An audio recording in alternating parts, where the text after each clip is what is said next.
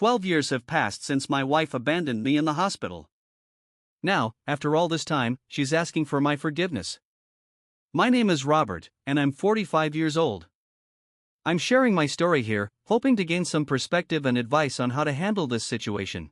It all started a decade ago when I was married to Amanda, my first wife.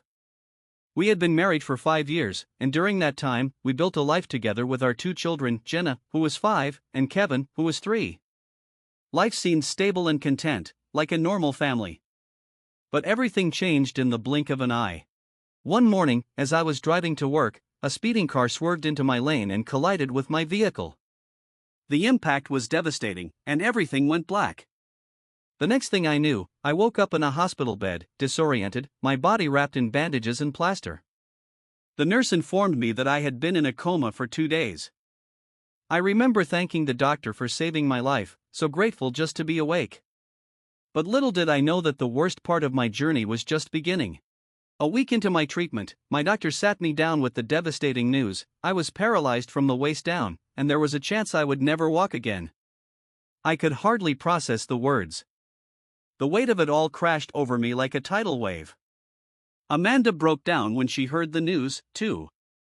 I saw the pain in her eyes, but at the same time, I could see her fear, how her entire world was about to be upended.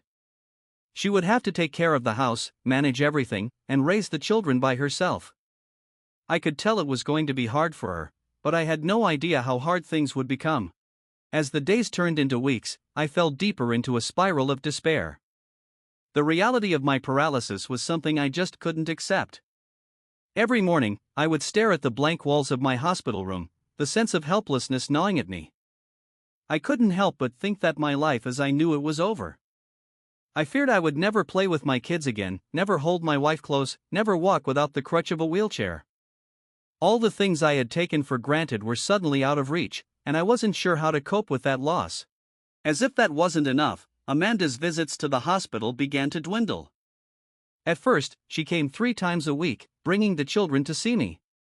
Those moments with my family, even though we were all facing a new, painful reality, were the only things that kept me going. But as time went on, her visits grew less frequent. I could see the distance forming between us. I begged her to bring the children more often, but her excuses were always the same. She said they didn't want to see me as much. The rejection was unbearable. I felt more alone than ever. Then, one day, Amanda walked into my room with divorce papers. She told me she couldn't live with a handicapped man. Her words were cold, cutting right through me. She said, "I'm still young and desirable. I deserve a normal man." I was stunned, my heart sinking as the gravity of what she was saying hit me. Looking back, I can see the signs leading up to that moment. The emotional distance, her reluctance to even look at me sometimes, it all pointed to something breaking. But I never expected it to happen so soon, especially not when I was so vulnerable. It was barely 2 months after the accident when I received the papers. Some of our mutual friends told me they had seen Amanda out with another man, a man likely in his 50s. They were holding hands, seen together at cafes, walking through malls on weekends. Some of them even speculated that the affair had been going on even before the accident. Others thought maybe she had found comfort in an older, wealthier man after my accident. Either way, the betrayal stung. And still, the divorce papers came. I didn't know how to process the rage, the heartbreak, the sense of abandonment. How could she do this to me? To our children? I was left alone in a wheelchair, divorced, broke, and emotionally shattered. My hospital bills were covered, but I had to dip into my savings to pay for the remainder of the medical costs, as well as household bills and my kids' education. And in the end, I had nothing left. I was stripped of everything I had worked for, everything I had cared about. There were days when I wanted to scream, to throw myself against the walls in frustration. But some small part of me, perhaps the part that wanted revenge, the part that wanted to make Amanda feel what I was feeling, kept me going. That fire inside, even if it was born from pain, became the only thing that helped me hold on. After I was discharged from the hospital, I had nowhere to go. I was 35, divorced, broke, and completely dependent on my elderly mother. She lived in a small house in the suburbs and ran a flower shop that barely made enough to cover her own bills. Yet, despite her own struggles, she took me in without hesitation. It was both a blessing and a constant reminder of how far I had fallen. I can't express how painful it was to be 35 and living off my 62-year-old mother. Every day I felt like a failure, like a burden on the one person who should have been enjoying her retirement, not worrying about me. A few weeks after my discharge, I mustered the strength to visit my children. I wanted to see them, to hold them again, to tell them I loved them. But when I reached the house, it was locked. The neighbors, seeing my confusion, informed me that Amanda had moved in with her new partner, taking the kids with her. I was left with nothing. The family I had fought for, the life I had dreamed of, was gone. And in its place was a new, unrecognizable reality. I partnered with Ashley to start a business, and what began as a professional relationship soon blossomed into love. After dating for a year, we got married, and today we live as a happy family of 4, Ashley, her daughter Anna, my mother, and me. Anna was thrilled to gain a grandmother, and my mother was equally delighted to embrace her new role. Another important development in my life relates to the accident compensation. Back when the speeding truck hit me, the logistics company responsible manipulated the facts and blamed the accident on me. I lacked the resources to hire a competent lawyer, so they got away without paying a penny. Big companies often rely on their powerful attorneys to escape accountability, and I was left helpless. After marrying Ashley, she encouraged me to revisit the case. With her support, I hired a skilled lawyer, and the case was reopened. While the matter is still in court, our lawyer is optimistic about a favorable verdict, offering a glimmer of hope. Now, let me share the emotional turning point in my life. 3 months ago, after a decade of separation, my children were finally set to visit me. Their return brought a mix of excitement and nervousness, but Ashley stood by me, calming my nerves and supporting me through it all. I went to the airport to pick them up. Jenna, now 15, and Kevin, 13, had grown into beautiful teenagers. After a warm initial greeting, awkwardness quickly set in. We ran out of things to say, and the car ride home was quiet. I tried breaking the ice by asking about school and their city, steering clear of mentioning their mother. They didn't bring her up either. Their silence felt more like teenage detachment than tension, as they seemed eager to retreat into their earphones. When we arrived home, Ashley welcomed us warmly. However, the children appeared startled by her presence, as if they hadn't expected me to remarry. It was confusing, given that their mother had moved on years ago.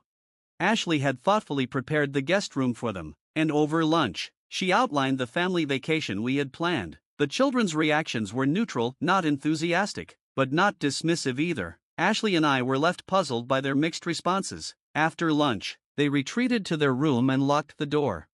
Then, Amanda called, accusing me of manipulating the children. She claimed I had tricked them into visiting and hidden my marriage from them. Her accusations were baseless and infuriating, but she kept calling until I finally picked up and confronted her. However, her persistence made it clear something deeper was at play.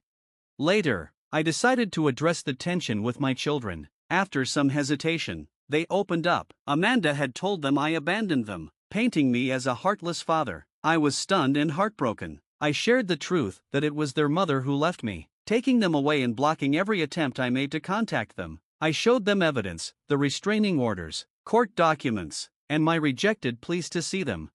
Tears welled up as the truth sank in. Kevin admitted he had once tried to reach out to me on social media, but Amanda caught him and emotionally blackmailed him into cutting ties. They also revealed that Amanda's partner had been unkind and dismissive toward them, while he covered their education costs. He never acted as a father figure, and they often felt unwelcome at family gatherings because Amanda never married him. We shared an emotional moment, hugging and crying together. Determined to make up for lost time, we embarked on a week-long vacation to Florida. For the first time in years, we felt like a family. Jenna and Kevin bonded with Ashley and Anna, who is now 8. Watching everyone laugh and connect was the happiest moment of my life. The children shared photos of our trip on social media with the caption "Happy Family." When Amanda saw them, she called, berating them for betraying her. She even sent me angry messages, threatening to cut off their visits if I continued turning them against her. I ignored her empty threats and focused on enjoying our time together. Upon returning, my children reconnected with relatives who welcomed them warmly. Before leaving, they promised to stay in touch, despite Amanda's attempts to control them. They also expressed a desire to move in with me once they finished high school. a prospect that filled me with hope.